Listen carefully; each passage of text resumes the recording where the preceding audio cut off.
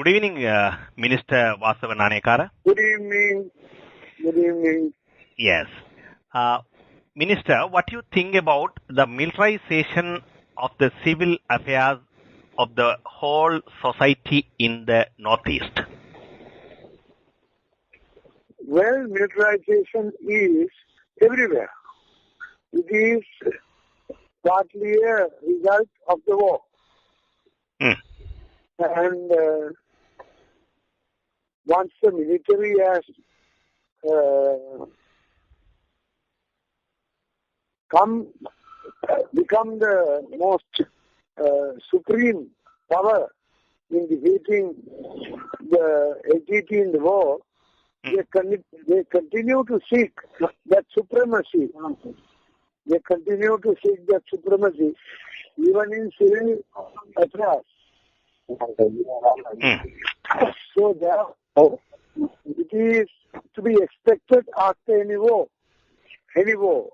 that this military presence will be felt in any society. And particularly the actual arena of the war was the Northeast, when the LTT was vanquished, and thereafter the entire area has been taken over by the military firstly. Still they are not finished their job from many points of view according to them, and therefore they will continue to keep the control of the area in affairs almost from civil to ordinary administration. Then it will be probably it will be another year or so before we will see the demilitarization begins.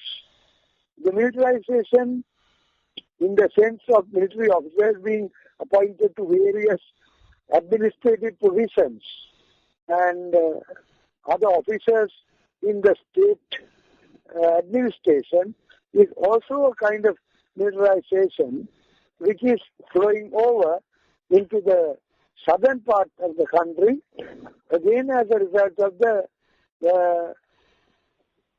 war conditions that we experienced about 2 years ago, and the aftermath of the war required some of these persons who are there in positions of administrators to be given the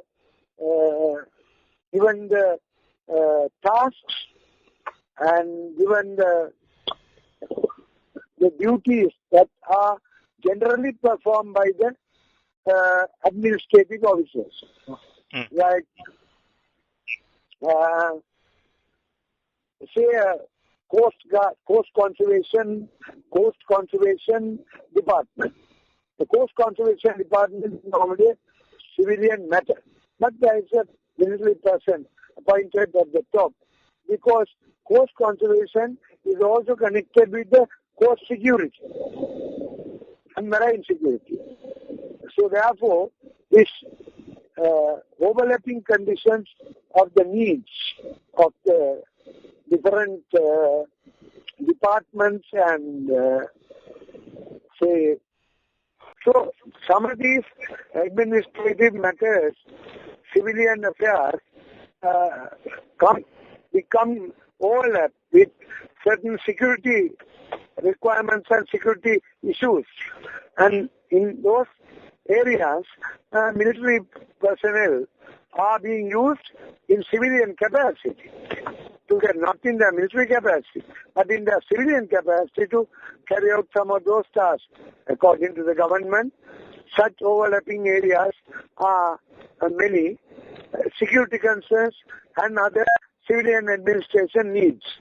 So there they have appointed persons who are from the military. So that's the other part of the militarization. So I think further development of the conditions away from the war towards more civilian and more peaceful, stable conditions in the country will bring about the transformation from the present situation to a greater civilian administration than now. In the Northeast, it's a different matter. There, the security forces claim that they need more time in order to give over the areas to a total civil administration, which are again bound up with security concerns and issues. Yes, Minister, the military is more and more involving in politics involving military attacking and disturbing election meeting also. The defense secretary making political decision. Defense secretary making a political decision. Yes. How is it going to end? Yes. Yes. This is a question to be rather seriously concerned about, because when a group of people who were identified as officers of the armed forces who been attacked were identified as members of the armed forces according to some of the authorities in the north. They have attacked contrary to all government policy. They are a clandestine group in the armed forces. They are not the entirety of the armed forces. This group acting on their own initiative, for their own purposes, to, on the one hand, interrupt the relations between the discussions of the TNA and the government, and on the other hand, to prevent any kind of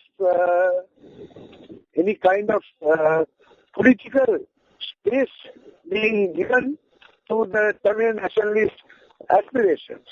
So this group, this clandestine group, which is maybe patronized by some persons, probably Fonseca's people are involved in the armed forces up to now. They are not entirely out of the armed forces. So all these groups, I'm not saying it is Fonseca's group only, but those who are opposed to the government's policy of discussions and coming to an agreement, and those who have strong antipathy, strong opposition to the Tamil political aspirations being made, could be acting in this manner. And previously the attack on the grave of late Prabhakaran's mother and killing dogs and putting on the grave was similarly an act of a clandestine group who are suspected to be hiding within the armed forces. So this is a serious matter for the government to probe. In fact, I wrote a letter to the President that we are under threat ourselves. The political leadership is under threat by this kind of